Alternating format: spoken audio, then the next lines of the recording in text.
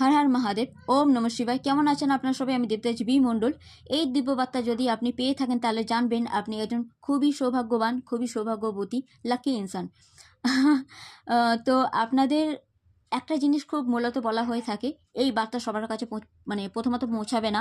দ্বিতীয় কথা, আপনার যদি মেষ রাশি হয়ে থাকেন তাহলে এই বার্তা আপনাদের সাথে বিশেষ করে মিলবে। আর যদি মেষ রাশি নাও হয়ে থাকেন তা সত্ত্বেও এই বার্তা আপনাদের জন্য।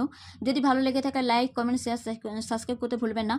তার সাথে সাথে বলি, দিব্য বার্তা আপনাদেরকে বলা হচ্ছে কনফিডেন্সের সাথে, মানে যেখানে দরকার পড়বে মনের আর শরীরের দুটোরই শক্তি, তেমন শক্তি একত্র করে আপনারা কাজ করুন, আপনারা হার্ডওয়ার্ক করুন, আপনারা অ্যাকশান নিন, বসে থাকবেন না।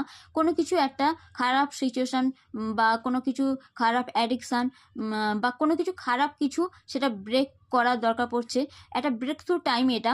তাই বসে থাকবেন না, নিজেদের ভেতরে ইনার পাওয়ার অ্যান্ড মানে সব দিক দিয়ে দৈবিক শক্তিটাকে একত্র করুন, করে নিয়ে আপনারা দেখুন আপনাদের গোলস আপনারা অ্যাচিভ করতে পারবেন।